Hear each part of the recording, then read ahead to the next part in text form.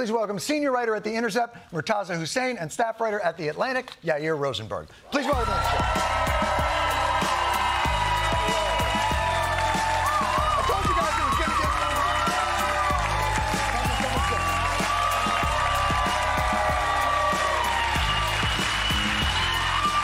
Welcome. The audience, very rarely do you get a standing ovation for the guests, but clearly they think Muslim and Jew sitting next to each other? How can that be? But thank you both for being here. You are both, obviously, you're American writers that write a lot about the Middle East. The peace plan, the Stewart plan, as I call it, the Me Too plan, and Murtaza, we'll start with you. How unrealistic is that? It's similar to a 2002 Arab League resolution. Why? Why can't this happen? Well, you know, it's not a bad idea. And on paper... We're going to cut there. Thank you so much, Murtaza. So appreciate that. Well, you know, I think the problem is, I write about U.S. foreign policy, especially in the Middle East, and I feel that the consistent theme here is that when we give blank checks to countries which are clients or partners, we enable their worst tendencies or their worst behaviors. In this case, you know, you mentioned the Arab peace plan. In 2002, the Arab League offered Israel full political, economic, diplomatic normalization in exchange for the main crux of it is creating a Palestinian state in the 1967 borders, which is in line with international law and so forth. Right. They've reiterated, and a repatriation plan, which can be negotiated, the details of it, but that was the crux of it. And, you know, they've reiterated this plan many, many times, including recently. And it's not just the Arab world, the broader Muslim world as well, too. I interviewed the Pakistani ambassador to the UN a few weeks ago. He told me that Pakistan, Indonesia, other large population Muslim countries would be willing to normalize with Israel, but they do not want the Palestinians to be thrown under the bus. There needs to be a two-state solution, in their view, creating a state in those lines. Without that, they cannot be. But the Israeli government has never responded to this deal. It's not even rejected it. It's refused to engage. And I think the main reason is because they have the U.S. as a guarantor. Whatever they do, they'll have a superpower backing. And many people in Israel want the West Bank. And the Israeli government, Benjamin Netanyahu, has bragged that he's stopped the Palestinian state from coming into existence. And because they have this backing, they don't need to compromise with their neighbors or engage with their neighbors substantively. Do you think the U.S. backing of that enables this reticence? I think the U.S. putting itself in this position, not just this position, many other situations where it acts as a blank check writer for its clients, it enables these situations. Well, we got to make money somehow. And without selling weapons, what are we going to fall back on? Wheat? Come on. Yeah, you probably have a slightly different interpretation of that peace plan and also what we laid out here. So, yeah. Well, I think that, again, the idea is actually a pretty good one, which is the idea to put some third party in between these two parties. That's what seems like has to happen. That would then be sort of like the, you know, the referee. The problem is that while as you showed in your monologue, the Arab states are willing to talk a big game. The United States, and sometimes, depending on the administration, will also talk a big game. But no one actually wants to put their own troops down there. Can you imagine America under Democratic presidents who are retrenching from the Middle East, right, trying to get out of the forever wars? Or Donald Trump, who wants to turn America into some sort of isolationist country, get us out of, you know, stops helping Ukraine, right? They're not going to stick Americans there, right? The Arab countries, no different. They'll, you know, give a token amount of money and then try to, like, you know, make it go away. And so that's, I think, the fundamental flaw here. I will say that if you took away U.S. backing and said, Israelis, we're going to put some other people on your border, particularly, say, Arab states, and they're going to be the guarantors of your security, the Israelis wouldn't say, well, I guess we don't have the Americans, we're just going to pack it up.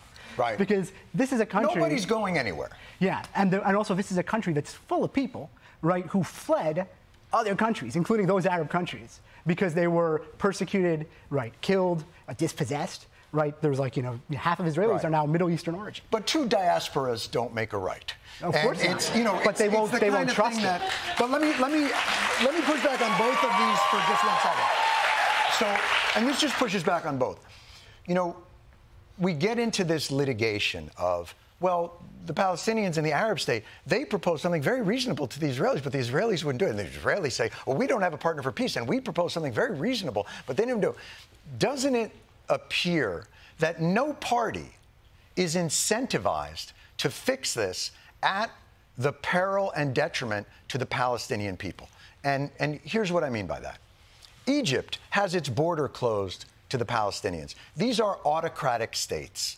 in the Arab world. They all view the creation of Israel as a humiliation.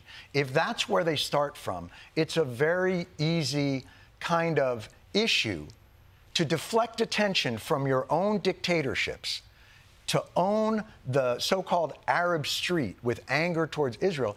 But the Saudis, they all do business together. Aren't they disincentivized to fix this? Netanyahu, whenever he gets in political trouble, suddenly there's a war. So who is incentivized to actually fix this? And isn't the people who really suffer from all of it just the Palestinians, who get no regard from any group, no real support? You know, I think that was the case for some time, but I think that things have changed in the sense that the Arab countries are very eager to get this off their plate, actually. That's why they had this Arab Peace Initiative and keep reiterating it, because they no longer want to have a conflict with Israel. It's not in their interest. They'd like to move past it, but they cannot do so in a way which ignores the Palestinians. And I think that the idea of the Abraham Accords, for instance, was let's just sidestep this issue and make deals with the Emiratis and the Saudis and so forth. I was in Saudi Arabia recently, and I was talking to a broad range of people. I think the idea that the Saudis will make a deal with Israel without a two-state solution or meaningful pathway to one or significant concessions on that subject is very unrealistic because... No, that's my point, yes. is the two-state solution. But if nobody is there to just guarantee, everybody has preconditions for everything. You know, Netanyahu, I need a partner for... If you don't meet these certain conditions of no violence, I won't negotiate with you. Well, America occupied Iraq, and there was violence there the entire time. I mean, imagine if we had set a precondition that there'd be no Iraqi government unless, you know, this violence would end. Nothing would ever... It seems like nobody's actually being honest or genuine in the region about their aims. I would put it a little differently, which is to say that the people who are running you're the a show... scholar and I'm a comedian. We'll see when it's done. The people who are running the show for some time, which is how we arrive at this disastrous destination, are these absolutist actors who they might say that we'll negotiate and here's a condition and here's, you know, whatever. They might say that to some people, but in practice we see from, you know, many years of Netanyahu governance, every single document and statement, as you showed, of, you know, people from Hamas, right? These are people who want everything, right? They see half of the people in the land as the problem, right? And then the question is how you negotiate. The absolutists. Yeah, the absolutists. Okay. And then there are lots of people who are also pragmatists. And that's how we had a peace process that failed. But there were genuine majorities in the polls at the time among Israelis and Palestinians behind negotiations for two states. And so there always are those people. They might be a minority, they might be a majority at a given point in time. During a war right now, they're a minority, right? But there's always those people who say this is not going to be solved with weapons. We need to find a way to live together. But we're not supporting those people. How could it ever be solved if the United States and Israel, the two, let's face it, most hated entities in that part of the world, are the ones responsible for the peacekeeping effort? It doesn't make any sense. If the Arabs don't step in, if the Arab nation's there, and couldn't you say that this was a great bulwark against the strength of Iran? Couldn't you convince UAE and Saudis that the only way to temper Tehran is by forming this alliance and recognizing them? Well, you know, it's interesting. You mentioned that the U.S. stance in the region is very unpopular. I think it's related to this issue. This is the core issue of why the U.S. has not had normal relations with the Arab world and Muslim world generally. It's a very bitter and symbolic issue for a lot of people. We do have normal relations. Well, we sell more weapons to the Saudis than we do to the Israelis. On a public level, or like, you know, only with dictators, for instance. The reason this democracy is very skeptical in the Arab world, we're afraid that regimes which are mad at us will come to power. But I think the main issue, I think from a U.S. perspective primarily, is that we're involved in this very bitter conflict. We're not taking it seriously in solving it. We take a very one-sided approach, I think. And we do that supposedly in Israel's interest, but I think what it does in reality is prolong the conflict indefinitely to everyone's detriment. I'd come to the position that we should either be fair in this conflict and adjudicate it in a way which is fair and results in a just solution both sides accept, or we should leave. We should leave because it's impacting us in very, very negative ways. Militarily, economically, strategically. We have other problems in the world to deal with as well, too. And I believe that if the U.S. were to pull what I'd say is a blank check from Israel, it would incentivize Israel to compromise more. Because ultimately, Israel has to live in the Middle East. That's where the country is. That's where the people are going to be. There are neighbors who are willing to compromise with us. We could move them to Maine. Maine is wide open. Right. They could play tennis. Right. But I hear your point. But to that, I do think that the idea that this is all about the United States, that we are the actor that drives all that, I think plays into a myth of United States control. And I think if we've learned anything in these last 20 to 30 years of the United States is we've got big influence, but we sure as hell don't have control. And I'm not so sure that by the U.S. changing its policy in certain ways, that solves this. What's your thought on that? Yeah, well, I mean, John, that's a very controversial thing to say that the United States is not the main character of the entire planet. Then I'm going to say you said it, and I didn't say it. That was him. Okay. Because, this is not live, so maybe we'll cut that. Yes, exactly. But that is clearly the case. There is this sort of sense that a lot of people have that the United States and the president of the United States in particular have the ability to sort of wave a magic wand and solve these things. If they could, there are multiple American presidents who would have done so. And they would have changed the policies, and they would have tried, and there were always people in different factions in the State Department, and they tried different things. You go back to Eisenhower and Nixon, they all had plans, right? And they pressured Israel in ways that, presidents today don't. Right? But there's a reason why we moved in different directions, because they thought maybe if we are, more, involved. And one thing I want to say to this, though, is that a lot of people want to see a solution in the Middle East, but they also want to see the U.S. get out of the Middle East. And those two things are in contradiction. And people are ultimately going to have to make choices about what the U.S. does and doesn't do. But you I don't necessarily have the answer to that. And not be so involved in the region. I do think if there is, to your point, if the Arab states form a more broader alliance with Israel in a genuine way, and that the United States wouldn't feel maybe that it had to be on the line there. Listen, I'm no fan of any of it. I think this cycle of violence over the 75 years is destroying the dreams of two peoples. Not just the Palestinians. I think it's destroying the dream of the Israeli people as well. And so I think that what we're doing now clearly and what we've been doing is a cycle that we have to pull out of. And I imagine, that's the thing that ultimately has to happen. So thank you both for coming by. Murtaza Hussain and Yair Rosenberg. We're going to take a quick break.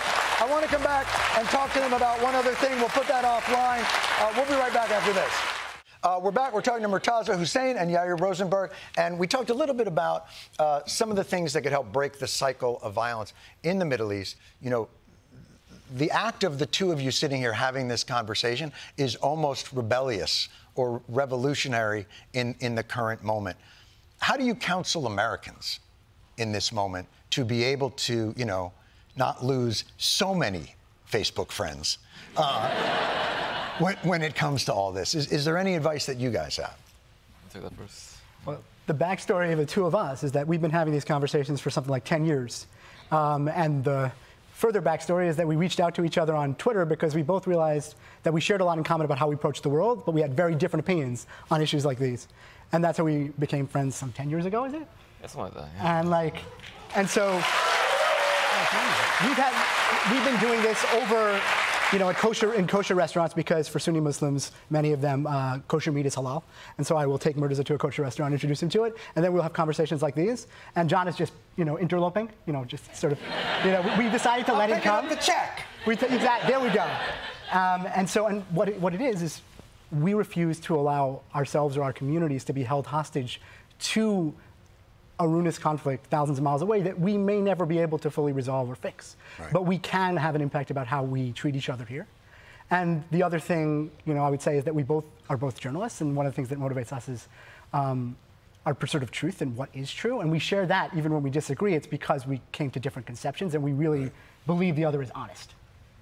Yeah, it's well said. Well, ultimately, as Yair mentioned, we're journalists, and we seek out people's perspectives who are different from you, who see from a different world, see the world from a different view, and then that's how you learn about the world a little bit. And I think I have to say that it's easier for us too, though, because we're not Israeli and not Palestinian. Ultimately, we're American, and we view it that way. Both of us know people whose family members have been killed recently, many dozens in some cases in Gaza recently, and that emotional component, you can compartmentalize it when you're not so directly involved. So we look at it to an American perspective, two different sides of this issue in some sense, but we're able to have that conversation, which is constructive. What I would say, I could accept any Palestinian's view or any Israeli's view when they're so intimately involved in it, but I can never respect a bloodthirsty American. That's the only person I cannot respect. So, that's kind of what And it is. I have said this for many years. One of the biggest issues I have with American foreign policy is how cavalier it is about the destruction that many of our policies have had internationally. Even something as simple as, we had a big issue here with burn pits with Iraqi war veterans and Afghan war veterans. And we talked a lot about getting them the help they need here. But the thing nobody ever talked about was what those did to the environment in Iraq and Afghanistan. We left, and I think our policies oftentimes are cavalier to the destruction that occurs. A report from Iraq, and I met so many people whose family members were killed by the U.S. military or by the violence that took place in that time. Also, very elevated rates of cancer and other indirect causes of the war. Sure. And it's kind of forgotten, actually. Those people, their lives go on, but the impact that we had in a very cavalier moment, to us, the news cycle moves on. So, but those memories stay, and it impacts our ability to operate there or how we're viewed there in the future. So, it's something which it's made me very pessimistic about U.S. foreign policy in the sense that I know many at the end of the Cold War there was an optimistic view we can make the world a better place. I think that's true in some cases, but I'm a lot more hesitant to get the U.S. deeply involved because there's a very negative track record. I think there's a mythology around sort of the Marshall Plan.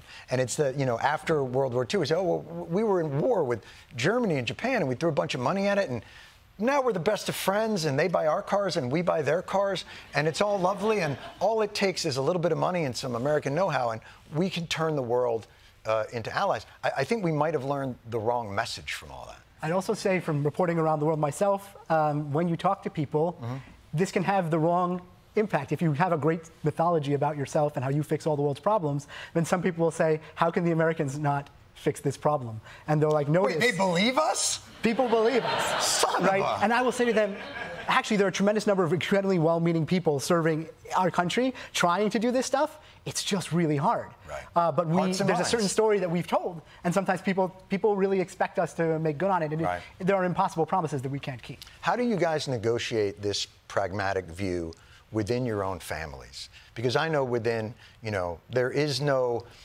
I can't get 5 Jews to agree on anything at dinner. How do you negotiate that within your own families?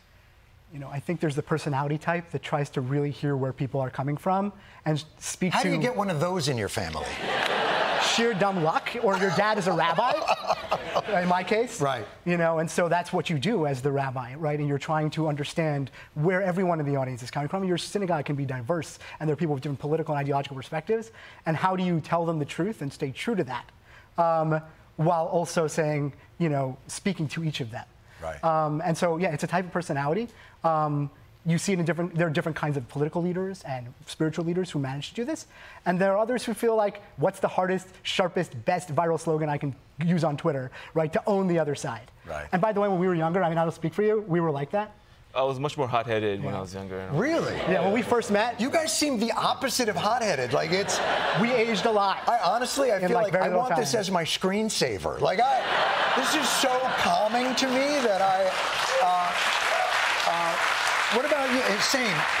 So let me ask you this then, because that brings up an interesting point. What mitigated the rashness? Was it just youth? What got you guys less visceral? Yeah, I think getting older is one aspect of it, but then also, reading a lot of books, trying to see other people's perspectives, travel, that has a big impact on things, keeping open mind, trying to treat others consistently as you want to be treated, keeping that golden rule in mind as well, too. I'll tell you, you mentioned family. It's interesting because I've had conversations with family. I have family very spread out over the world. And, certain experiences can be very resonant with people. I had an uncle who lives in Pakistan. And, he was very critical of the U.S. war in Afghanistan. He thought that it was very, very bad. He said, I think he visited Kabul, and that's kind of what put this in his mind. He said, well, look, there's nothing is being built here. It's all falling apart. They didn't make anything good from their presence here. It's just very exploitative. And then he actually visited New York one day, and he visited the subway system, and he's like, oh, now I get it, actually. It's not that they're on purpose. They just can't do it, actually. So, there are moments like that. That's hilarious. You look at, this is where we're getting to the jokes portion, which is hard in this topic. Very hard. And people ask me, how do I conceptualize, Hamas has, what is the New York Times has, 350 to 450 miles of tunnels underneath Gaza. And it's to think of it this way, it would cost New York City, $648 quadrillion over 268 years to build that much tunnel. Right. It's just a really Well, but large they would number. just raise the price to $1.50 a ride, and then that's Problem solved. $2 a ride. I appreciate you both so much for coming on and having the conversation, and really just admire both of you, not just for having this conversation, but your journalism as well. It's really fantastic stuff. So thank you both. Murtaza Hussain and Yair Rosenberg. Guys, really, really good.